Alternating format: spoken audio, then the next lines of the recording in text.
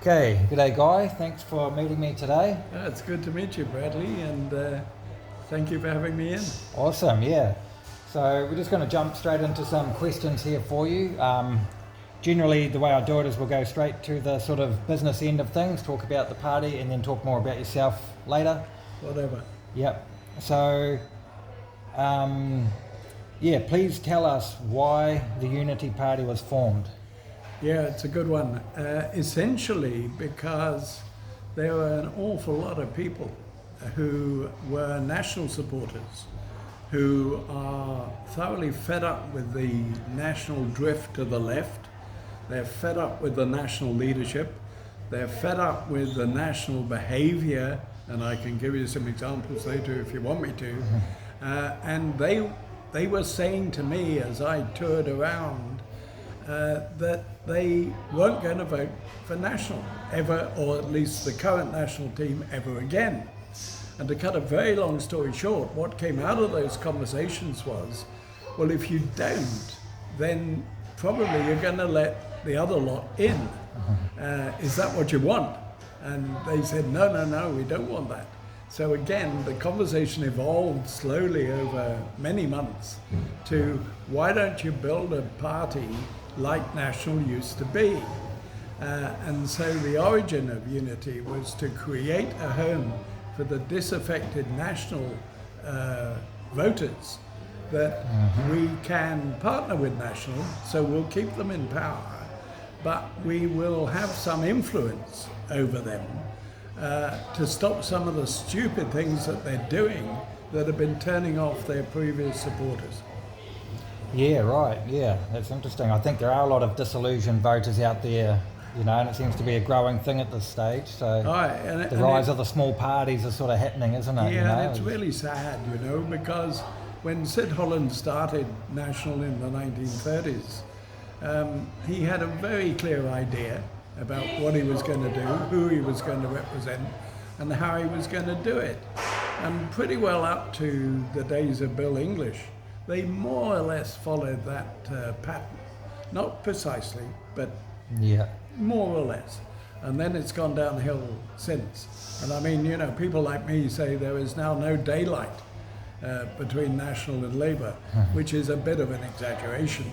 But they are, National are too far to the left to give people a complete choice the way they used to have.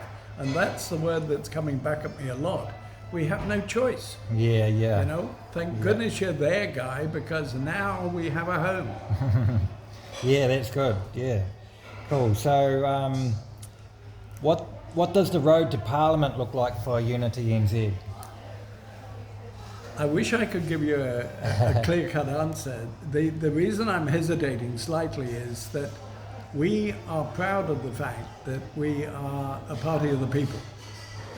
Every single one of our policies came from the people. Okay, the idea came from the people, perhaps I should say. We put the verbiage on it. And therefore, it's very much up to them what they do. I have a nasty suspicion that in November 2026, Luxon is going to say, it's a very close run thing. If you don't vote for us, you're going to let Labour in. And a lot of people are going to go, oh my goodness, you know, we were hoping that we could bring Unity up as a coalition partner, but we can't take the risk. And so if I answer the question today, I would say it's building nicely. If I answer the speculative possibilities, I can see that we may have difficulty getting the party as a whole into Parliament in 2026. And that doesn't bother me that much. It disappoints me if that is the outcome. But the reality is we're here to do a job for the people. And by 2029, the problems that we see today will be so extreme that there won't be any doubt that people will want to vote for us. Now, because that is my answer to you, we're hedging our bets by putting a number of candidates into vulnerable seats, so that even if we don't get 5% and we don't get the 6 party members into Parliament, we should get 1 or 2 into Parliament, and they can start to talk the unity message, and people will start to say over the term of the next Parliament, wow, maybe these boys are worth listening to. Yeah, yeah. And that will put us in a good position for 29. Okay, yeah. Sounds interesting. So, yeah, I've done a bit of looking through your policies, and I'm actually impressed by what Unity's looking to bring to Parliament. And it looks to be practical and common sense solutions to the problems we face. So what policies do you most want to be known for? Well, you know, people often ask, what is unity, and what is it about? And although I've changed your question, it does answer your question, because in essence, we're about common sense, actions, and legislation on behalf of the people. We have 2 filters that we put everything we want to do or say through. One is it common sense? Secondly, will it benefit New Zealanders? And if I can give you a couple of examples, we would never put ourselves in a position that National have done, where they're paying millions to the Ukrainian war and denying Dunedin improvements to one of the wings to their hospital. Because obviously Dunedin Hospital is more associated with benefit to Kiwis, and to me it's common sense. And so we're very much in that line. If I want to talk specific policies, I would say, first of all, we have to come out of the United Nations. The United Nations has never done any good, and by the United Nations I mean the UN and all associated agencies like WHO and the influencers of WEF and people like that. And the reason for that is that at the moment governments are paying homage to those principles, and that is working against the interests of Kiwis. And so I'm not going to have a situation where our government, whether we're part of it or whether we're running it, I will not have a situation where we are tied to policies from unelected people outside. So that's number one. Number two is we have to do something about crime. You know, the National Party say they're doing a lot and that crime's come down. Well, you can fiddle with statistics to the end of time. But my dairy people in my local constituency are still getting robbed. And so we're going to do a number of things there. Firstly, we're going to introduce night courts to get rid of the backlog, so people don't wait 3 years for their case to come to court. Secondly, for some crimes, people are going to have to be held on remand. Generally violent and against the person crime. Instead of getting bail and going home to mum for 2 years with an ankle bracelet, they will go to jail to be held on remand. And so people will know that if they go and bash somebody who's running a dairy, while they're waiting for trial, they will go to prison. And I believe that will act as a reasonable deterrent. And there are a number of other things in the crime scene that will improve the environment in that area. The other thing I think we need to do is we've got to introduce common sense to the health business. You know, nobody needs convincing that there are long waiting lists and people aren't getting treatment, etc. But I've just come from Whangarei Hospital visiting a client where the health ministry have spent millions on new signs because they decided to change the name. Now, how ridiculous is that? Okay, if we're flush for money, then okay. But if there is a contrast between providing patient care and spending millions on a new sign, that doesn't pass our filter of common sense. Yeah, true And so that. we wouldn't allow that to happen.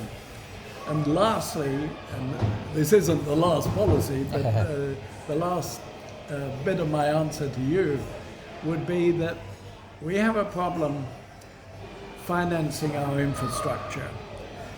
We have a landmass about the same size as the UK, and yet we have a population 1/3 of London.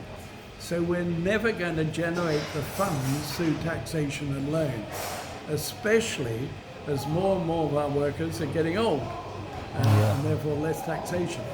So what we've got to do is we've got to generate revenue for our government to provide the facilities that they need through different means, and that's called natural resources.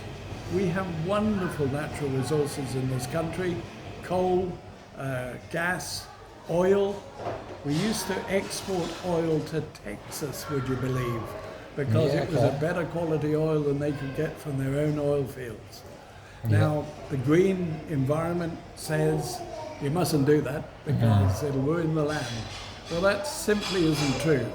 If you look at the mining that's going on in Africa at the moment, it's perfectly possible to mine all those resources I've spoken of and return the land to pristine quality afterwards, and we would ensure that all contracts associated with their recovery of resources insist on the return of the land to pristine condition, and if they don't fulfill that contract, that part of the contract, they will be fined, and the fine will be used to do the work to return the land to where it should be.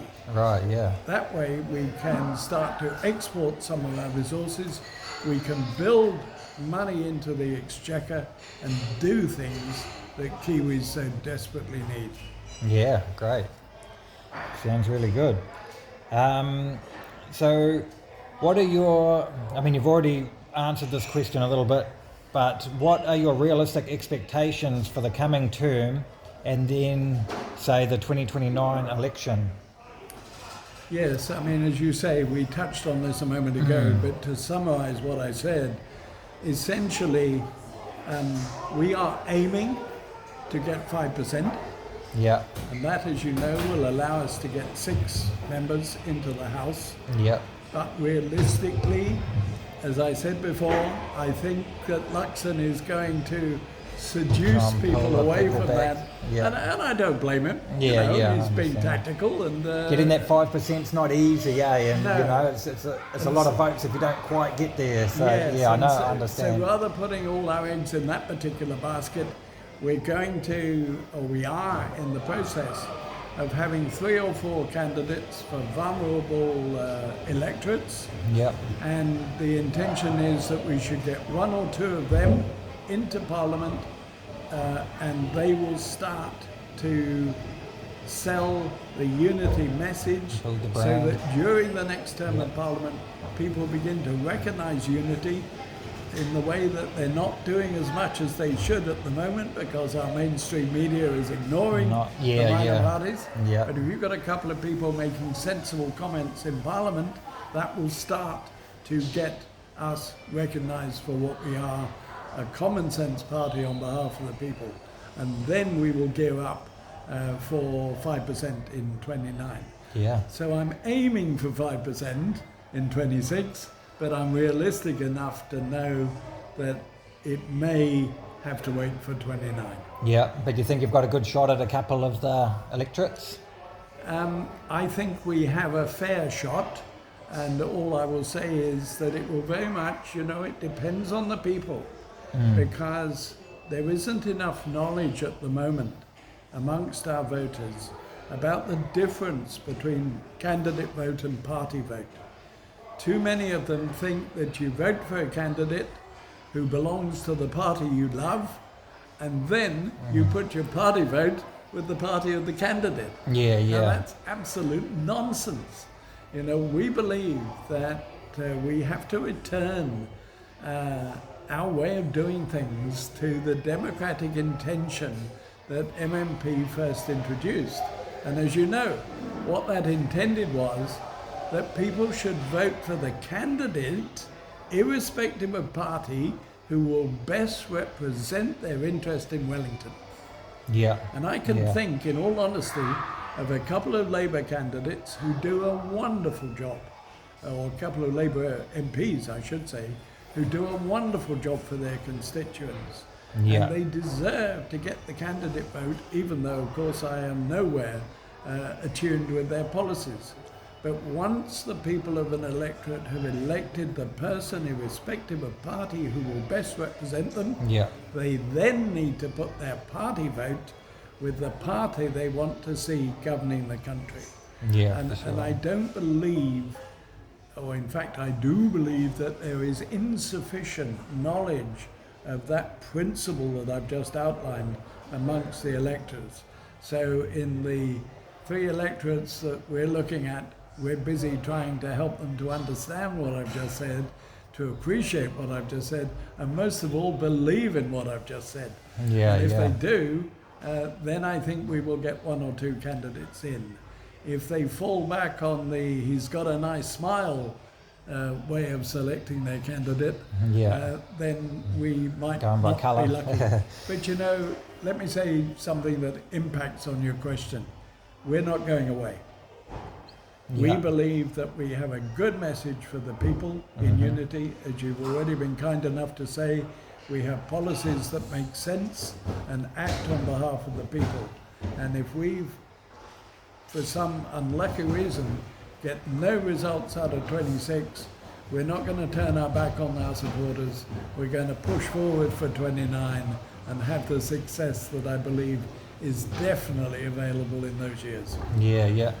Yeah, I mean, it can be done. Like, you look at the rise of the Opportunity Party this time around, you know. They've been at it a few times as well, but, you know, they're sort of look to be breaking a bit of ground this time. If I may steal a moment of your time just to talk about the Opportunity Party, that is a classic example of how mainstream media can get people to think the way mainstream media want. Because there is a fair degree of evidence that Labour asked mainstream media, and of course the media do tend to support the left. They do, yeah. They asked MSM, mainstream media, to bring the Opportunity Party up in the minds of people so that Labour could partner with them rather than the Greens. Because you may know that Chloe of the Greens has got some pretty revolutionary financial demands, and I think that Labour is saying it would be wonderful if we didn't need them as coalition partners. Yeah, she's I think the Opportunity Party have been brought up by MSM at the behest of Labour to replace the Greens in coalition. Yeah, I was just saying, Chloe got caught out for selling New Zealand out to the blimmin' UN or whatever, you know, like... Well, I mean, I'm not here to attack Chloe, but the reality is that the Greens have lost their way. They're certainly not an environment party, and some of the wild ideas that young lady comes up with can, in all honesty, not pass the filter of best for New Zealanders. And to Party Mary looks like they may have gone by the wayside now as well by the current sort of poll results that they're getting. I think so, and I, you know, one's got to say that I don't believe they truly represented the Maori part of the electorate anyway, but that's a personal opinion. Yeah. Okay, guys, so thanks for letting us know a bit about the unity.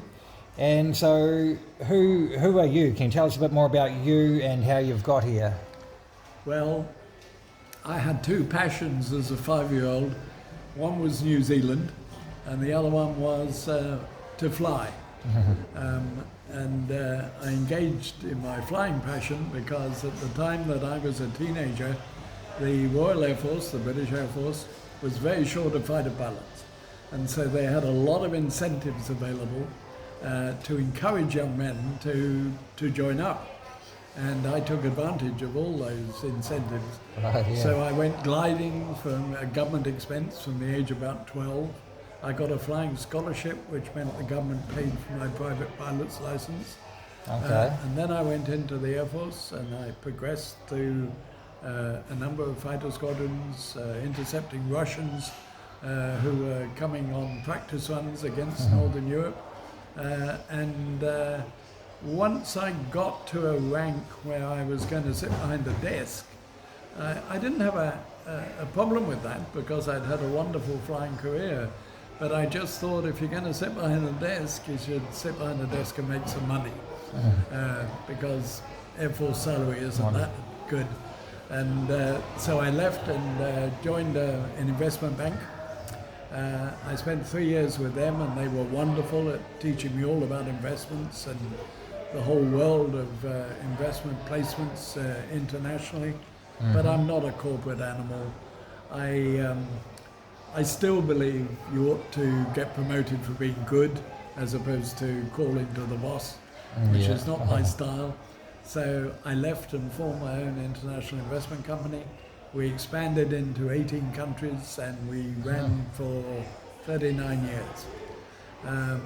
On the passion for New Zealand, I was about 5 when a friend of my father's divorced with his wife at a time when divorce was very much a social stigma in the UK.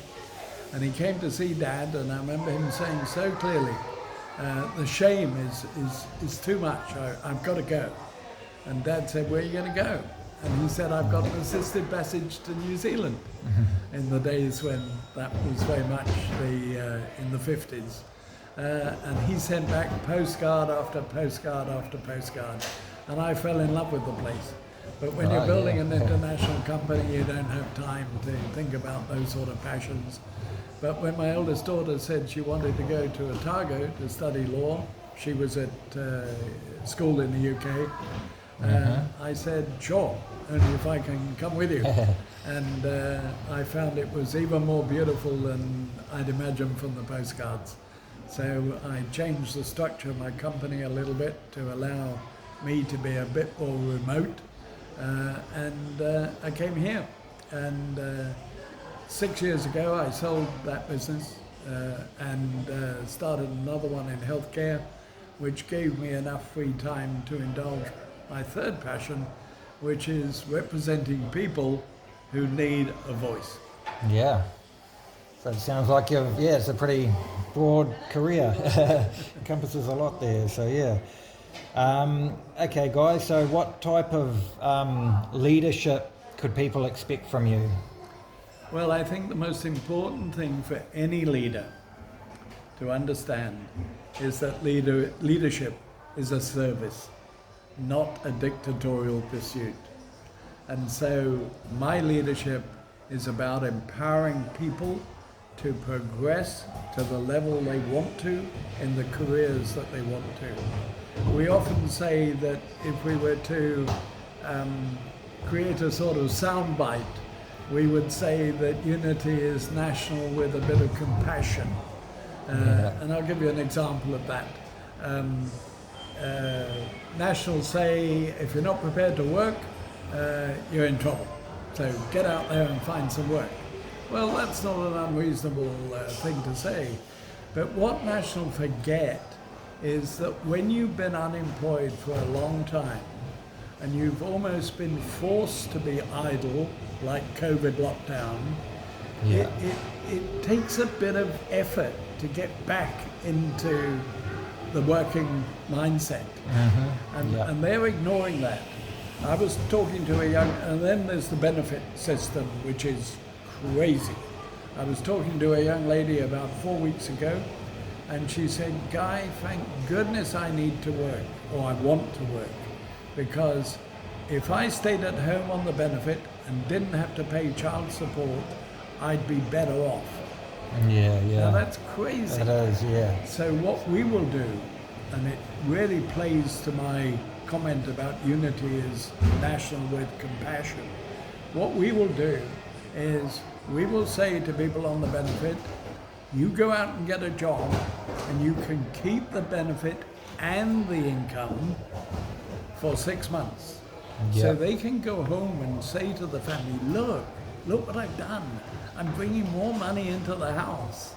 And then when they're established in the job, after 6 months, we will then take the benefit back at 10 or 20%, that needs discussion, but at a percentage rate per month. Yeah. So, because at the moment, they're going, why should I do this? You know, if I work, I lose the benefit, and the money I'm getting from work is less than I'm getting on the benefit. Yeah. So we've got to incentivize people. We've got to recognize the human aspect of what we're talking about. Yeah. And the fact that people who were locked down for months and months and months lost interest in work. Okay, they were long-term told to sit at unemployed home as and well, wait, yeah. I accept that. But we need to motivate them to get back. We need to do career testing. I'm a personal favourite of psychometric testing to show what careers they're best suited for, so we don't end up with square pegs in round holes. We then need to put them into training schemes to fit them for those new careers and incentivize them to stay there so that they come out of that with a qualification suited to their personality and their skills and jobs that they can actually use. Yeah. And you know, people will say, well, where are the jobs? Well, I'll tell you where the jobs are. They've largely gone overseas. For example, it is lunatic that we export our timber to China to make furniture, which they then send back to Kiwis to buy at exorbitant prices. Yeah. We should be turning that timber round into our own furniture. Do we have the skills at the moment? No, but we need to create those skills within the workforce in order to be able to right that and other similar wrongs. Yep. Brilliant. So have you got the team to succeed? And can you tell us a bit about some of your team or people you got on board? Yes, I mean, what you need to do when you're doing what I'm doing is you need to put in place specific role activists. So you need social media people, you need PR people, you need people who can write policies in coherent and attractive English, and so on and so forth. You need an IT person, of course. So when I set out to build it, I went looking for those people who also have a passion for the unity message. And I'm delighted to say I've got that team together and they're doing a wonderful job. Awesome. Yeah. That's good. And so, Guy, what do you do in your spare time when you're not doing the politics game and your health business as well? And so, Yeah, yes, you like to do I don't want to sound yourself. like a boring monosyllabic individual, but I'm obviously in this election year, I'm very focused on getting the message out there, but I'm also very focused on listening, because I can't sit here and tell you that we're a party of the people if I don't listen to what's important to them. And you know, when I run a public meeting, people say, or people you can tell, people are thinking, oh, you know, we're going to get an hour of some sort of political opinions from Guy like we do from the others. Yeah. And they don't. They get 10 minutes introduction of me and the party, and then I shut up and I want questions or comments from them. Yeah, okay. Issues from the floor sort of thing. Yeah, because, you know, we cannot claim to represent the people if we haven't listened to what's important to them. I mean, I'll give you one tiny example. In the botany electorate, which is one of the electorates that we're targeting, the new housing estates of Maritai and the area around there has a real problem, because they have to travel along a road that was designed for 2 or 3 cars an hour. And Right. yet there are now thousands of them traveling along there. Did the council and the central government think about that before they designated that area for more housing? No, they didn't.